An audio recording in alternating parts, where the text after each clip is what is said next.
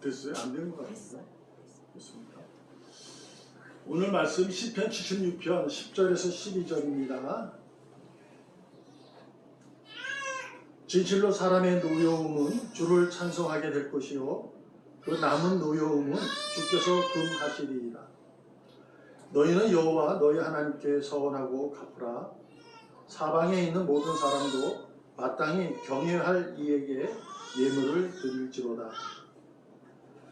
그가 고관들의 길을 꺾으시리니 그는 세상의 왕들에게 두려움이시로다. 아멘. 오직 나와 내 집은 한 해가 여호수아가 고백했던 내용이 있습니다. 그래서 말씀을 한번 보겠습니다. 여호수아가 24장 15절에 이러한 고백을 합니다. 오직 나와 내 집은 여호와를 섬기겠노라 하니. 근데 우리가 여호수아의 인생을 잘 이해를 하면서 우리의 믿음의 생활을 견주어 이렇게 살펴볼 수 있어야 합니다.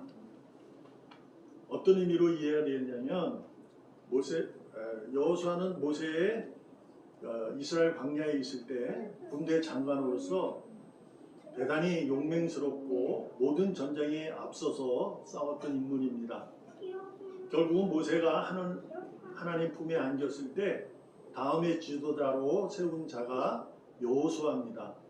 그만큼 하나님으로부터 인정을 받았던 인물이죠. 믿음도 남달랐던 사람입니다. 그의 맡은 역할은 하나님의 약속된 그 가나안 땅을 정복하는 겁니다. 그래서 두려움이 앞섰죠. 지도자로 새로 세워질 때 그건 좀 두렵거든요. 저도 마찬가지예요. 목사가 처음 되었을 때 가장 두려웠어요. 이게 뭐 어떻게 해야 되는지를 잘 모르고 그럴 때가 있었거든요. 처음에 안수받았을 때 저보고, 그래도 그 안수받을 때 동기들 중에 제가 나이가 제일 많아가지고 축도하라 그래가지고, 남들은 다른 안수자들은 아무것도 안 돼 저만 했었던 기억이 납니다. 그때 너무 그게 힘들더라고요. 그래서 써가지고 올라가가지고 어떤 기억이 있습니다. 그만큼 두려워요. 그때 하나님이 그에게 약속을 하잖아요. 나는 너와 늘 함께 할 거야. 걱정하지 마라. 이렇게 약속을 해줍니다.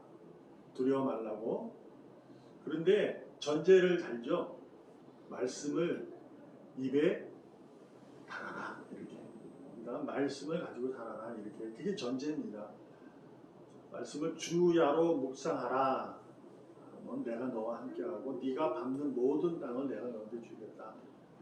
그러니 두려워하지 말아라 라는 약속을 하게 됩니다.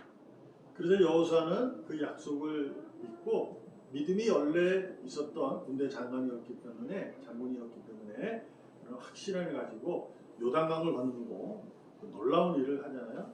홍해가 갈라지는 역사 같은 일이 벌어졌던 일이 있었음을 우리는 알잖아요. 그랬던 사람이에요. 근데 여호수아는 가나안 땅을 정복하는 거야. 거기에 하나님의 약속이 명령이 뭐였냐면 가나안 땅에 있는 원주민 모두 남녀노소 없이 가축까지 모두 다 죽이는 거였었어요. 그런데 그러지 않았죠. 그러다 보니까 물론 왜 그럴 수 있을까? 여호수아는 했을지도 몰라요. 자기의 지파는. 그러나 이 지파가 이게 굉장히 12지파로서 인원도 많아져. 나올 때부터 뭐 200만이 넘게 나왔으니까 이제 그들이 죽고 또 자손을 낳고 그러니까 그 정도 됐어요. 그들이 들어갔는데 12지파로 나누니 그게 가능하지 않잖아요. 혼자서 이게 다 다스린다는 게 쉽지 않았어요. 지금도 우리나라도 몇 명 5천만이 되는데도 지금 뭐 이제 그 대통령이 한다고 다 듣나요? 그렇지 않듯이 그런 것 같아요. 그래서 뭐 협력하게 됐고 타협을 하는 일이 있었죠. 그래서 어찌됐든 승리는 했어요. 성공은 했는데 실패 같은 성공이에요. 그러다 보니 여호수아가 24장에 와서 이 고백을 이스라엘 민족들에게 할 수밖에 없었어요. 그들이 나는 하나님이 너희들이 지금까지 하나님의 은혜를 경험했는데 너희들이 결정해라. 그러나 나는 오직 나와 내 집은 여호와를 섬기겠다. 이렇게 하고 고백을 신실하게 할 수밖에 없었어요. 왜냐하면 타협을 하고 나갔으니까요. 이걸 보면서 우리가 무엇을 배워야 하냐면요. 믿음이라는 것은 과연 뭘까라는 생각을 해보셔야 됩니다. 믿음은 하나님이 주신 선물이에요. 이거는 내가 믿는 게 결코 아니에요. 내 게 아닙니다. 왜 그러냐면요.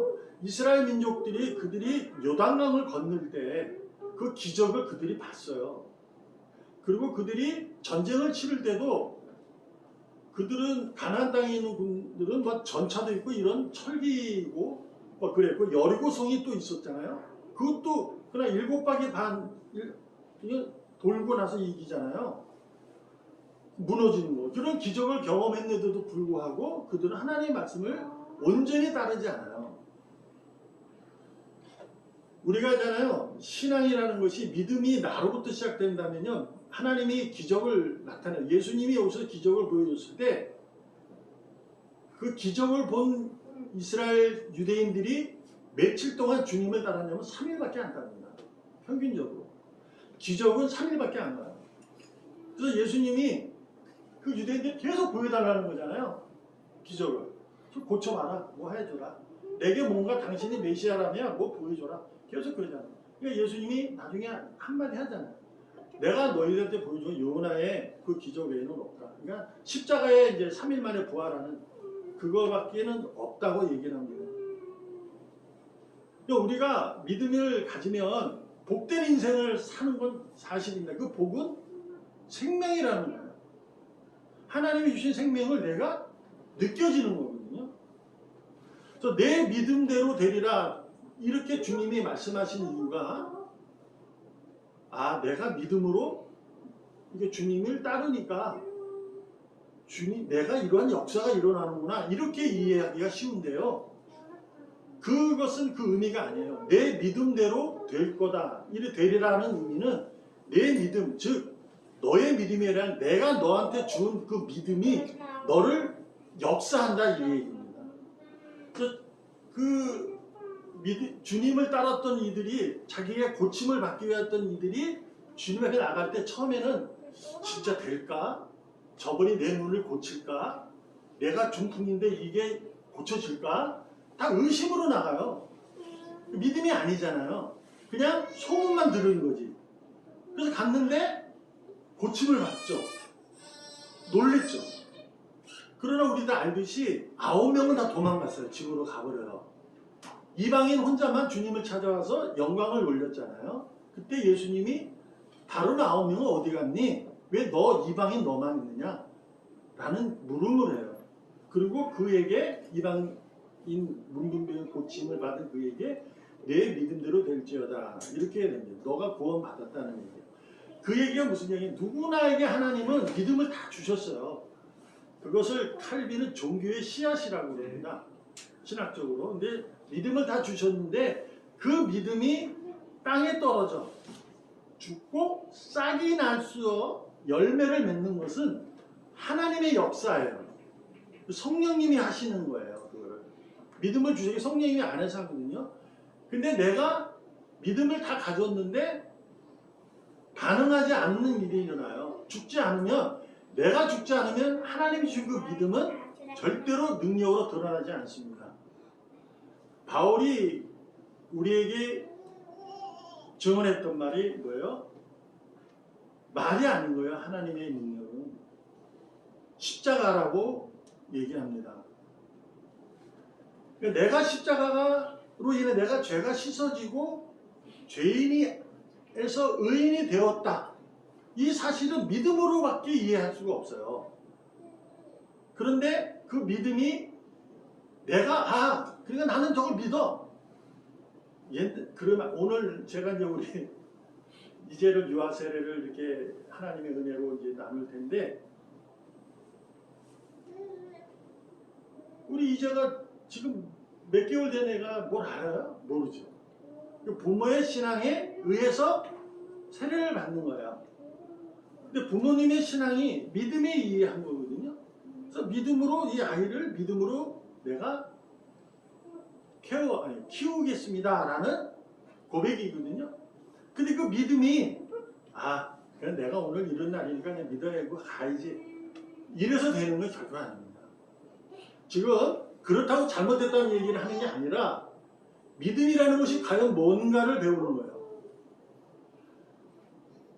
여호수아 2장 11절에 보면 이게 이제 24장에서 여호수아 고백할 수밖에 없었는데 여호수아 2장에 가면 여리고성을 이제 요단강을 건너고 여리고성 점령할 때 얘기해요. 여리고 사람들이 그 성이 난공불락이에요. 무너지는 성이 아니었어요. 근데 그들이 어떤 얘기를 하냐면 요단을 건너온 여호수아의 군대를 보고 우리가 듣자 곧 마음이 녹았다. 너희로 말미암아 정신이 없었다. 정신이 잃어버린 거야. 하나님의 역사를 그들이 하나님의 기적을 그들이 눈으로 보고 들은 거예요. 듣기만 한 거예요. 본 적도 없어요. 듣기만 했는데 그들은 마음이 다 녹아버린 거예요. 정신이 없는 거예요. 어떻게 이런 일이 일어나지? 기적 같은 일이 일어났습니까? 그래서 그들은 이렇게 얘기를 합니다. 너희 하나님 여호와. 그러니까 자기들이 믿는 신이 있어요. 그러니까 너희 하나님 여호와는 위로는 하늘에서도 아래로는 땅에서도 하나님이시다. 인정하는 거죠. 그들이 여리고 사람들이 정신이 혼미해져서 야, 너희 하나님이 진짜 하나님이야. 이렇게 얘기를 하는 거예요. 하늘 위에 땅 아래 하나님밖에 없다. 자, 이것이 믿음의 고백일까? 아닙니다. 이건 그냥 보고 그 하나님이 그렇다고 얘기를 하는 거예요. 그런데 어떤 의미를 갖느냐? 오늘 우리가 본문을 나눌 건데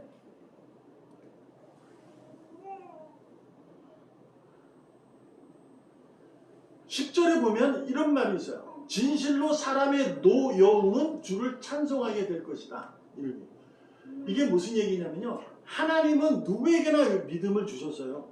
의인이든 불의한 자든. 의인이든 불의한 자든 하나님에게 누구나 찬송을 해야 합니다. 믿음을 줬으니까. 근데 불의한 자는 하나님을 찬송할 수가 없어요. 하나님 믿질 않으니까. 근데 오늘 성경이 뭐라고 했냐면 진실로 사람의 노여, 이게 누구냐? 불의한 사람들이에요. 분노를 가진 자들이 하나님을 찬송하게 될 것이다. 이렇게 얘기하는 거예요. 이게 뭐냐? 지금 여호수아 2장 11절에 읽었던 하나님의 기적을 들은 그들이 정신이 놓아져가지고 와, 그래 너희 하나님이구나. 이렇게 하는 거라 이 얘기예요. 찬송을 하나님이 받는다는 거예요. 그러니까 불의한 자들이 하나님에 대한 조롱을 하나님이 찬송으로 바꾸는 거예요. 그래서 받으시는 거죠. 그런데 놀라움이 뭐냐면 하나님이 그들이 노여움에 찬송을 받았다 하여 그들이 믿음의 사람일까? 아니에요. 그 다음에 뭐라고 되어 있냐면 그 남은 노여움은 이라고 되어 있어요. 그게 어떤 의미냐? 불의한 자들은 불의하다라는 의미를 가질 수도 있고요. 불의한 자 중에 의인으로 바뀐 자들이 있을 수도 있어요. 그러나 불의한 자들이 가진 그 나를 이렇게 찬송해도 그들은 그 다음날 3일 지나면 다시 불의한 사람으로 살아가는 자들, 그들은 주께서 금한다 이 얘기예요. 자, 그래서 생각해봐요. 여호수아 2장 11절에서 그들이 정신이 녹았음에도 불구하고 여호수아가 군대에 다닐 때 그들은 싸웠어요. 그리고 결국 여호수아가 이겼죠. 하나님이 이기게 하실 수밖에 없으니까. 그래서 그들 중에 하나님 옆에 돌아온 자가 있었을까? 있었어요. 그것이 누구냐? 라합이죠. 창녀. 그런 라합만이 돌아왔다고 볼 수는 없어요. 그들 중에 있을 수 있어요. 이것이 하나님의 믿음에 의해 선물한 그들에게 믿음으로 찬송을 받으시는 겁니다. 이 얘기를 다시 이렇게 뒤집으면 지금 여러분과 제가 교회 생활을 하고 예배를 드리고 있을 때 이것이 정말 믿음에 의해서 하나님을 찬양하느냐 라는 것은 내가 교회에 와서 지금 찬양하기 때문에 찬양으로 이해되어서는 안 된다는 얘기를 하는 거예요. 자, 안 된다는 의미는 틀렸다는 얘기가 아니에요. 자, 무슨 얘기냐? 내가 지금 이 찬송이 진짜 하나님에 대한 믿음으로 찬양하는 것일까? 라는 고민을 해야 된다. 자기 스스로 늘 진짜인가? 내가 정말 하나님을 찬양하는 건 맞는 건가? 이런 찬양을 하셔야 된다는 거예요. 스스로 자신을 자꾸 가꾸셔야 돼요. 자기의 마음을 정결하게 정화를 시키고 성찰시키는데 애쓰셔야 돼요.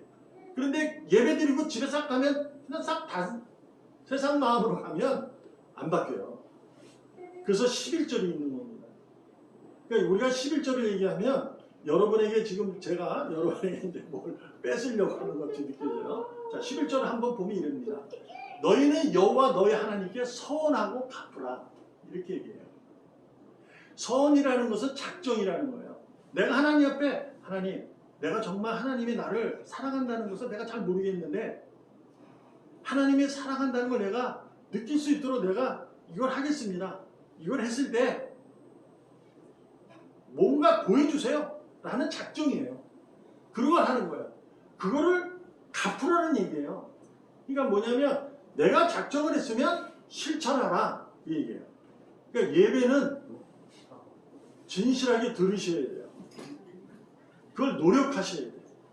그리고 두 번째가 사방에 있는 모든 사람도 마땅히 경외할 그것은 여호와 하나님이에요. 예물을 드려라 이렇게 돼 있어요. 예물을 드리라는 거, 헌물을 하라는 얘기를 하고 있어요. 그러니까 예배를 드리는 것은요, 하나님 앞에 감사의 표시를 하는 거예요. 그러니까 예물을 드리라 이것을 우리가 다 이해는 돈으로 이해해야 돼요. 이게 왜 그러냐면 교회 역사 속에 있었던 일이다 보니까 목사로서 좀 죄송스러운 마음은 있어요. 그걸 계속 그렇게 가르쳐 왔기 때문에. 근데 예물은 돈만이 아니에요. 유황, 몰약, 황금이잖아요. 그렇죠? 황금은 돈일 수 있어요.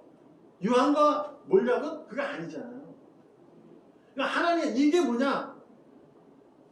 하나님에 대한 헌신, 결신하는 마음입니다. 감사죠, 감사. 그러니까 내가 믿음이 있느냐 없느냐에 대해서 고민하면서 내가 걷는 길이 하나님이 나를 오늘도 이끄시고 나를 주장하셨다라는 마음이 10%밖에 없다. 괜찮습니다. 근데 그 10%만 감사하셔야 돼요. 그러면 10%가 점점 늘어날 수 있어요. 그건 사실입니다. 이거는 진짜예요. 제가 경험한 겁니다.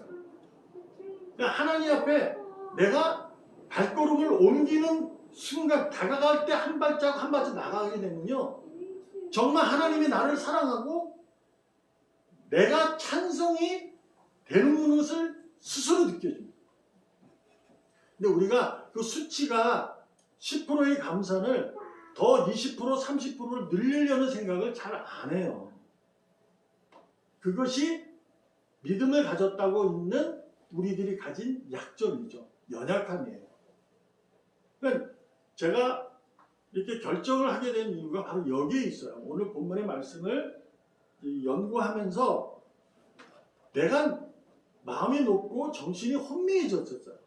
이거 도대체 어떻게 해야 될지 모르겠는 거예요. 이렇게 하는 게 맞는가? 저렇게 하는 게 맞는가?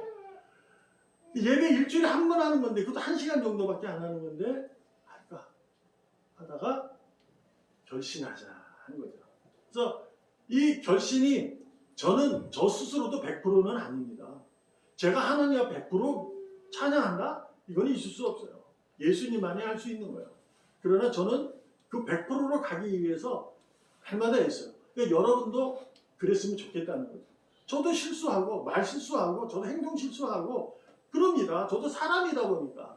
그러나 그럴 때마다 스스로 자각하고 성찰하면서 믿음의 사람이지, 그러니 좀 더 하나님 가까이 가자 하고 믿음의 수치를 내가 늘리려고 애씁니다. 이것이 바로 예물을 드리는 거예요. 내가 서원함을 갚아내는 겁니다. 여호수아가 오직 나와 내 집은 여호와를 섬기겠다. 이 고백이 신실한 거거든요. 2022년에는 여러분과 제 가족과 여러분이 이러한 진실한 고백이 한 해 동안 있었으면 좋겠어요. 물론 쉽지는 않습니다. 그러나 한 걸음 한 걸음 가시면 돼요. 빨리 가려는 것이 오히려 넘어지기 쉽고요. 조급하면 실수합니다. 저도 그래요. 저 집사님처럼, 저 장로님처럼, 저 권사님처럼 내가 믿음을 가져야지. 그럼 빨리 가야지. 라고 하면 넘어져요. 그냥 하나님이 나를 사랑하는 그 사랑을 만끽하셔야 돼, 스스로가. 그러면 내 사랑에, 하나님의 사랑을 내가 가지고 나는 그 걸음을 걸으면 됩니다. 그 걸음이 쟁걸음이 될지 큰 걸음이 될지는 나도 몰라요. 저도 몰라요. 다만 아셔야 돼요. 여리고성을 무너뜨리고 가나안 땅을 정복했음에도 불구하고 이스라엘 모든 지파는 타협하고 살았다는 거예요. 세상은. 그래서 여호수아가 나는 그러지 않겠다고 고백했어요. 이것이 뭐냐? 믿음의 길은 좁은 길을 가는 겁니다. 편안한 길이 아닐 수 있습니다. 그러나 그 편안하지 않은 좁은 길 자체가 하나님이 내 걸음을 인도하시는 위로요, 평안입니다. 이것이 믿음으로 내게 확인되어질 때 여호와를 섬길 수 있어요.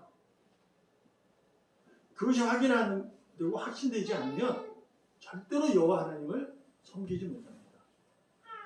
들은 대로 마음이 녹고 정신이 녹아. 그래, 나는 하나님을 그래도 믿어.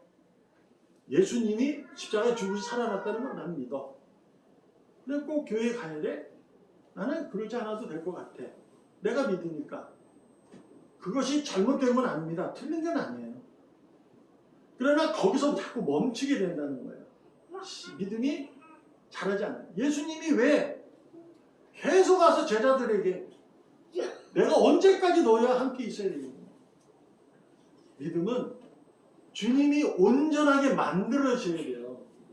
그래서 지금도 주님이 오시지 않는 이유는 그분의 때가 있어서 그런데 왜 그러냐? 온전케 하기 위해서 그래요. 우리가 온전하지 않으면 그 나라에 들어가면 주님을 제대로 만날 수 없어요. 그걸 이해하시고 여러분 2022년 여러분의 계획이 있는 줄 압니다. 스스로 마음의 계획, 결심하는 것들. 작심 삼일이 될 수 있는데 그러지 않을 거예요. 요즘에는. 그 결심이 잘 이루어지기 위해서 여러분이 애쓸 줄 믿습니다. 그래서 제가 부탁드립니다. 목사로서 그 결심할 때 믿음으로 했으면 좋겠습니다. 믿음의 수치를 늘려가십시오. 괜찮습니다. 좀 늦게 가면 어떻습니까? 네? 괜찮아요. 늦더라도 주님의 이름 가면 돼요. 방향은 주님이어야 됩니다. 표대는 주님이어야 됩니다. 세상이 여러분에게 이로움을 줄 수 있어도 그것이 표대가 되고 그것이 목적이 되고 방향이 되는 순간 도착했다 할지라도 그 발에 수렁댕이가 나오지 못합니다. 물론 그것은 제가 경험한 주관적인 경험이 될 수도 있지만 제가 많은 분들하고 나눠본 은혜에 나눠봤을 때 가진 결과입니다. 주님을 바라보고 여러분이 2022년에 하고자 하는 그 계획이 믿음으로 이루어지기를 주님의 이름으로 축복합니다. 기도하겠습니다. 살아계시는 하나님 아버지 감사합니다. 2022년을 시작하게 하셨습니다. 신실하고 진실하고 감사하는 예배자 되기를 소망합니다. 여호수아처럼 오직 나와 네 집은 여호와를 섬기겠다고 강한 결심을 하지 못할지라도 진실한 결심 속에 찬송하는 삶을 살아가는 우리 모두가 될 수 있도록 복되게 하여 주시옵소서. 믿음의 역사가 이루어지게 하여 주시옵소서. 믿음의 역사는 말이 아니라 십자가임을 다시 한번 고백하면서 찬양케 하여 주시옵소서. 살아계신 예수님의 이름으로 감사하며 기도합니다. 아멘.